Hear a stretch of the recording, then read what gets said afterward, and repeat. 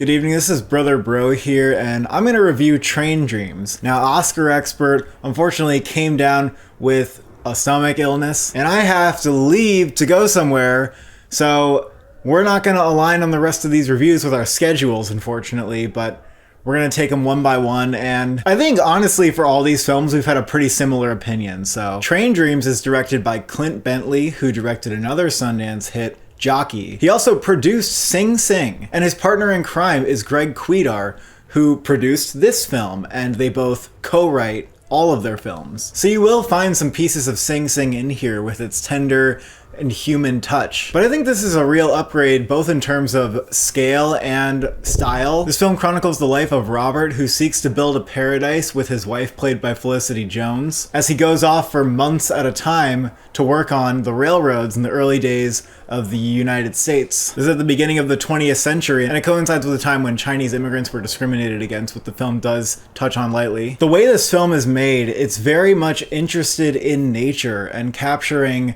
man in relationship to nature, both in the film's gorgeous, stunning, oil painting-like compositions, and in the story itself as Robert reckons with what his life even means, like what he's even supposed to do here, you know, life's greater questions. And the film is not very keen on answering them, but in a way it gives us this catharsis by juxtaposing those anxieties and that dread against nature itself. And that combination really resonated with me. To touch back on the cinematography, really every shot in this film feels uniquely composed, and many evoke a sense of wonder and grandiosity and awe at the natural beauty of the world. And the film almost makes a point, without needing to say it, that life was experienced differently by those who preceded us in the age of technology and of smartphones and of office cubicles. This is a time when this character is building his house with his own hands. I think it tries to get to the heart of what that American dream is like, just trying to stake out your own territory and really just having the freedom to find peace within yourself. The story does have a little bit slower of a pace, but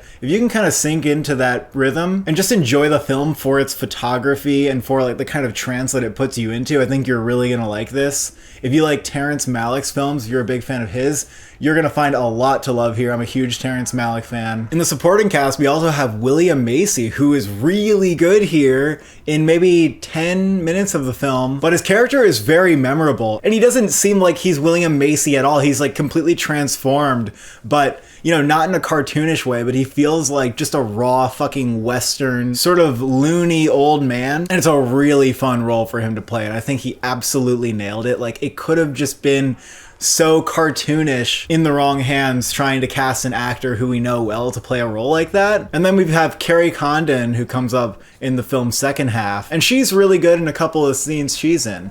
But the second half is really where Joel Edgerton shines, and there are a couple of scenes here when he's sort of monologuing and trying to dig into himself and articulate his experience and his emotions. And it's some really stunning work on his part. I was a little bit not sure where this film was going to take me, where I would land on it. While it didn't sell out on its premise of just being kind of meditative and also not trying to provide answers for the character or for the audience about some of the deeper questions it wrestles with, it somehow had this ending that really worked on me. And it brought me to tears, and I was just struggling to kind of compose myself as I left the theater. I want to shout out Bryce Dessner for composing another great score full of the dramatic, warm strings that we saw also in his score for Sing Sing. I also need to shout out the production designer here. Alexandra Schaller seems to recall the work of Jack Fisk in creating these American frontier environments that integrate so seamlessly into nature, and also finding just beautiful locations, completely transporting us to another world. Really, I think this film was stunning. I'm not sure it's for everybody. You know, like I said, I think if you like The Tree of Life and First Cow, you know, if you kind of put those two movies together, you would know what to expect here. But I really loved the experience that this film gave me. I would give it a 9 out of 10. It's one of the best films I saw at Sundance.